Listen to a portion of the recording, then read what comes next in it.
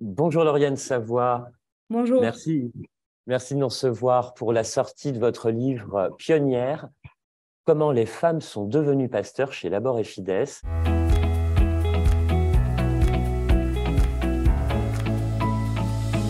Au départ, c'est une thèse de doctorat sur comment les femmes sont devenues pasteurs, mais c'est devenu une enquête très moderne en fait.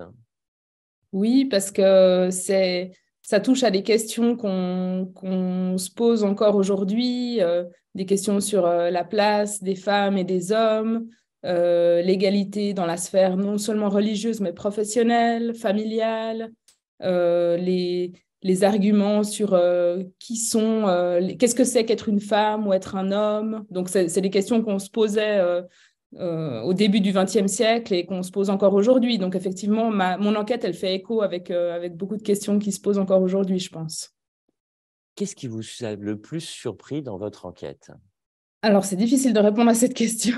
Il y a plusieurs choses qui m'ont surprise. Je dirais que une des choses qui m'ont surprise, c'est en rencontrant des femmes pasteurs qui ont commencé leur ministère dans les années 1970, donc 70, si je traduis. Euh, En fait, je m'attendais à ce qu'elles aient eu vraiment beaucoup de difficultés, qu'elles aient, notamment pour être acceptées dans leur communauté, dans leur paroisse. Et en fait, une des surprises que j'ai eues, c'est que finalement, elles n'ont pas tant eu de difficultés que ça, dans le sens où souvent, elles ont bien été accueillies par leur paroisse, par leur communauté. Elles ont souvent des histoires à raconter de propos sexistes, pas forcément volontaires ou malveillants, mais quand même assez déplacés, ou de réticences dans les premiers temps, et puis qui peuvent encore se prolonger, qui peuvent encore apparaître aujourd'hui. Mais c'est plutôt des histoires qui sont isolées, en fait. C'est plutôt des exceptions dans leur parcours. Et souvent, elles racontent plutôt qu'elles ont bien été acceptées par les paroissiens et paroissiennes. Donc voilà, pour moi, c'était plutôt une surprise. Ce qui m'a aussi surprise, c'est le fait que en fait, au niveau des débats théologiques, c'est qu'en fait, ils sont arrivés plutôt après les premières femmes qui ont exprimé leur vocation, qui ont fait des études de théologie et qui ont dit qu'elles voulaient être pasteurs. Et en fait, c'est plutôt en réaction à ces vocations et ces parcours de femmes qui ont fait des études de théologie que des débats théologiques ont commencé à avoir lieu et puis que les églises se sont positionnées. Moi, en fait, je pensais un peu naïvement que peut-être qu'il y aurait eu des débats sur ces questions au préalable, en fait, avant que les femmes arrivent, et puis aussi que les églises se seraient positionnées sur le principe d'admettre les femmes au pastorat aussi avant que ces femmes soient là et se présentent. Et en fait, non. C'est d'abord des femmes, donc des pionnières, c'est aussi pour ça que c'est mis en avant dans le titre, hein. C'est d'abord des pionnières qui sont arrivées et puis qui ont dit nous, on veut devenir pasteur, on veut travailler dans l'Église et puis pas être dans des fonctions subalternes, mais vraiment être pasteur. Et ça, c'est aussi peut-être une des belles surprises que j'ai eues, le fait que ces pionnières aient eu un rôle si important. On remonte quand même au temps de la Réforme. Les premières femmes réformatrices, elles aussi sont des pionnières. Oui, je pense que c'est les femmes qui ont forcément inspiré les femmes protestantes par la suite, hein, le fait que les femmes, les épouses des réformateurs ont eu quand même des rôles bien plus importants que simplement celui de s'occuper du foyer et puis de la popote de ces théologiens à leur retour. Mais en fait, voilà, elles ont vraiment été des interlocutrices de leur mari. Parfois, elles étaient vraiment lettrées. Voilà, on pense à Marie d'Antière à Genève, qui est considérée aussi comme une réformatrice à sa mesure, et puis qui a vraiment été active même dans la prédication à Genève, pour convaincre notamment les clarisses, les religieuses genevoises de passer à la réforme. Donc voilà, on a redécouvert, disons, les historiennes et historiens ont redécouvert ces dernières décennies le rôle important des femmes, des épouses de réformateurs. Et puis oui, je pense que ça a un rôle aussi pour servir de modèle, de légitimation à des femmes qui veulent devenir pasteurs au XXe siècle. Et voilà, ça montre qu'elles peuvent s'inscrire dans une certaine histoire, dans une certaine filiation, dans une généalogie de femmes protestantes puissantes et intelligentes et lettrées. Et donc, dans cette mesure, oui, c'est important et il fallait que je mentionne ces femmes de la Réforme. pourquoi cette place a été acquise chez les réformés et pas dans d'autres églises.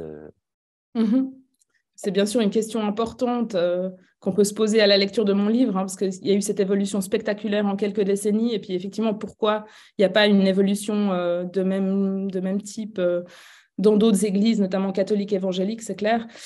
Je pense que vraiment ce qui explique cette différence, c'est l'ecclésiologie, l'organisation de ces églises, le fait que les églises protestantes réformées, elles ont pu avancer petit à petit à un niveau assez local, alors d'autant plus en Suisse, où c'est des églises cantonales, donc chaque canton suisse, il y a 26 cantons en Suisse, et puis dans chacun de ces cantons, il y a une église indépendante avec son propre synode ou consistoire à Genève.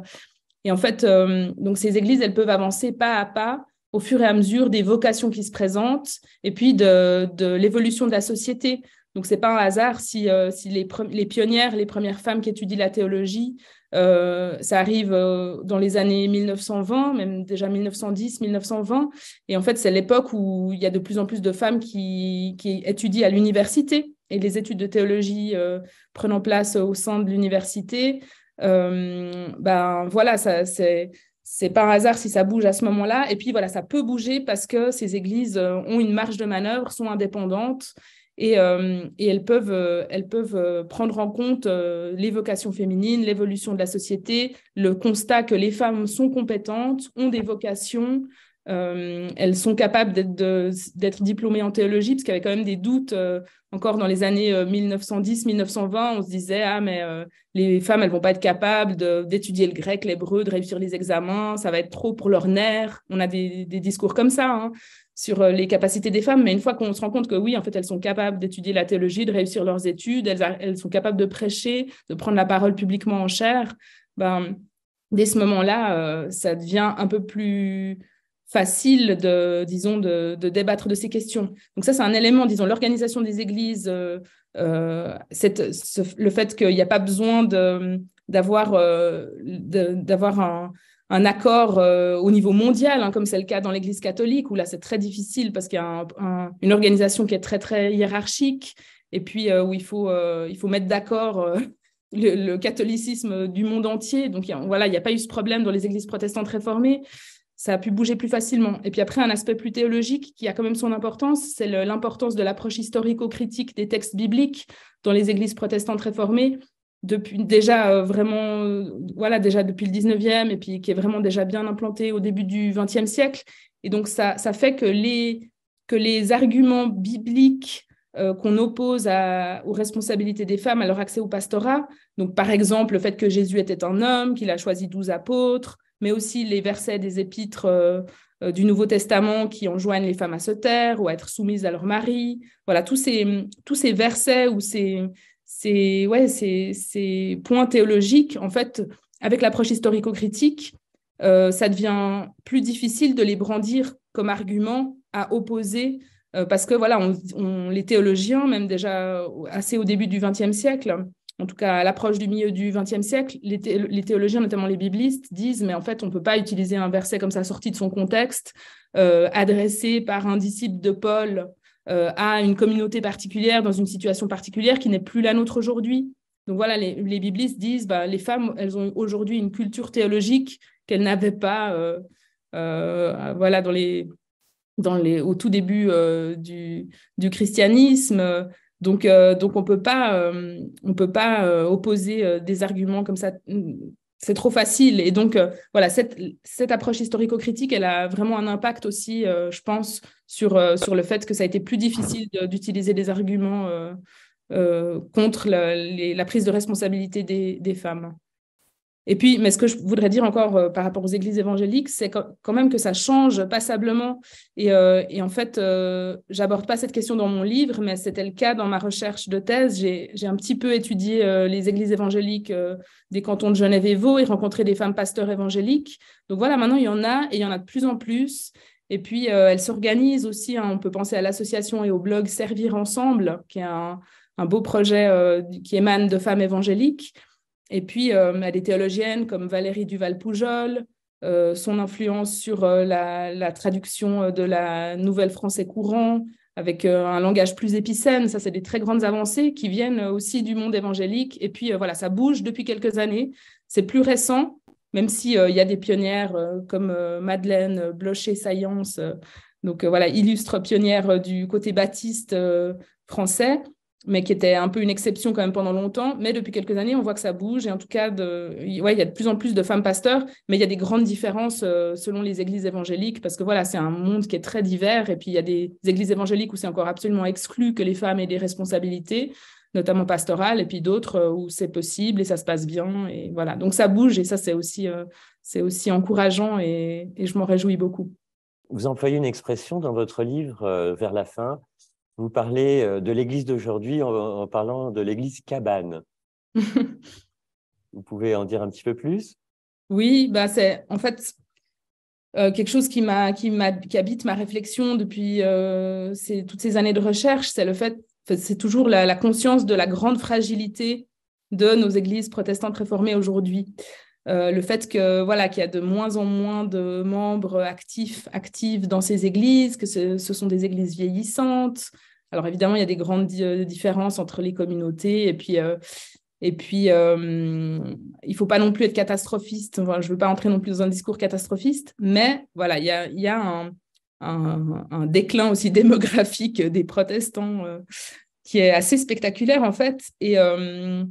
Et du coup, dans ma réflexion, après avoir terminé ma recherche, et puis alors que je terminais mon livre, je me suis dit qu'en fait, finalement, nos églises, elles ont peut-être vocation à devenir des cabanes, des lieux de rassemblement, mais très modestes, en fait. C'est un peu cette idée-là, hein, des lieux de rassemblement modestes, avec peut-être peu de personnes, mais où il y a encore cette flamme qui brûle de lire la Bible ensemble et puis d'avoir toujours besoin de personnes pour nous aider à lire les textes bibliques et à les comprendre. Et puis en fait, finalement, c'est quand même voilà, une des tâches importantes des pasteurs et c'est là qu'il y a vraiment un sens au ministère pastoral spécifiquement. C'est vraiment ce rôle de théologien, théologienne qui sont avec la communauté et puis qui aident les personnes qui veulent bien faire communauté à avancer dans leur vie grâce au texte biblique.